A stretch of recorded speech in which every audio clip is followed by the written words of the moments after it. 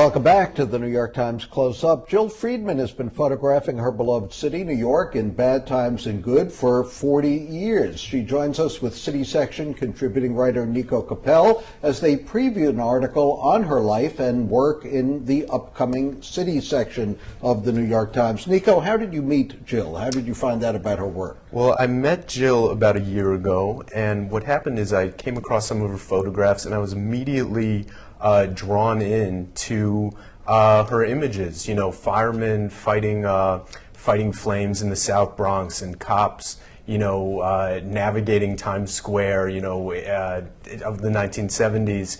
And you know, I pitched it to a few editors, and the paper didn't pick it up. But you know, like many stories, it kind of took on a life of its own. And just recently, I had another chance to tell the story, and it's an even stronger story now. So, how did you become a photographer, Jill?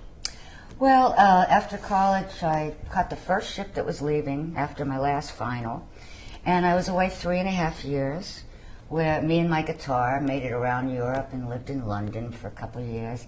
And then I came back in the end of '64, came to New York, and did, you know, all kinds of temp jobs, and had another job, and didn't mean anything to me. And I thought, well, you can't go through life without having something meaningful.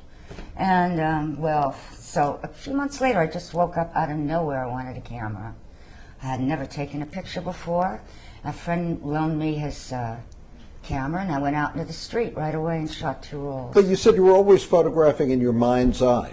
Yeah, I looked at it and I said, I didn't have any beginning pictures.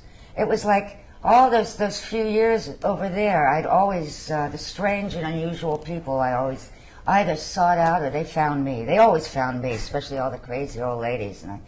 And I used to just listen to their stories. And for me, I don't care if a story is good or true, as long as it's good. Speaking of true stories, let's look at the video that Niko and Jill did for NYTimes.com. And every one of these is a story. Dirty, crowded, dangerous, young preying on old. They have a big room in the men's shelter.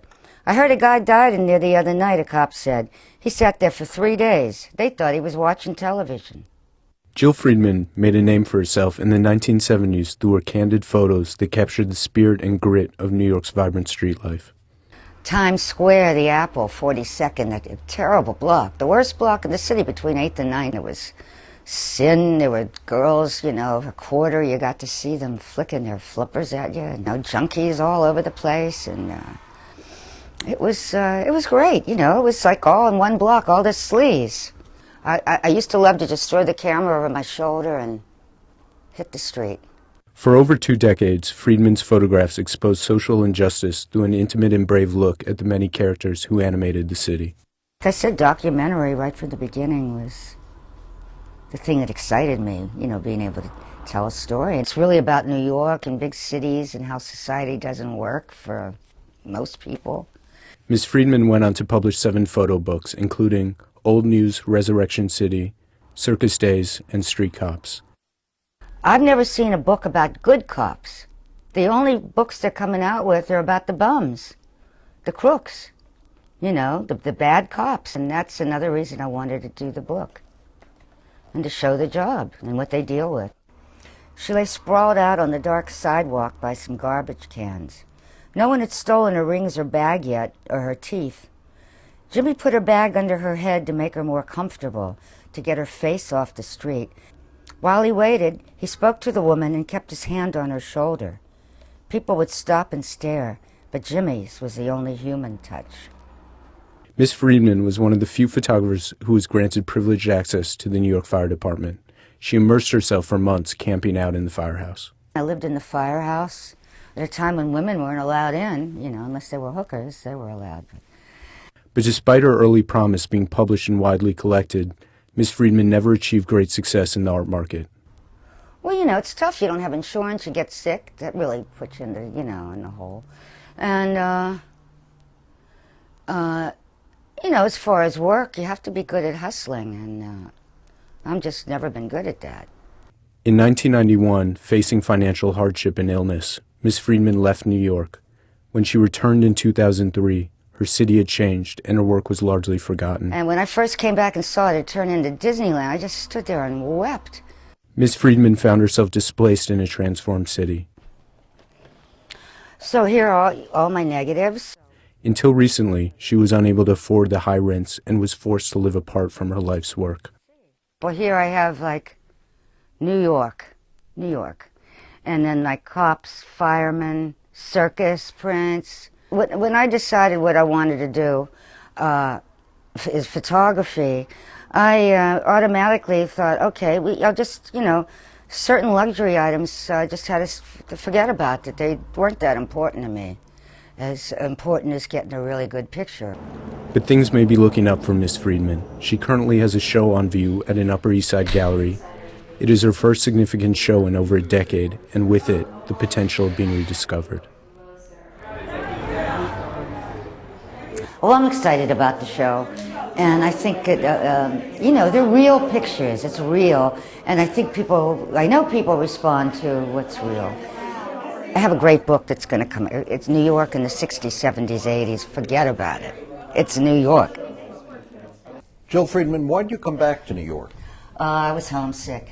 When I left, I just said, I got to get out of here for a while. It got so mean. And I just wanted to do what I always wanted to do, is read, and I wanted to go to the beach. So I went where I went when I was 10 and a half with my parents, and read a lot. But then after a few years, I really missed New York. The crazy people, I miss the smart, sharp New Yorker.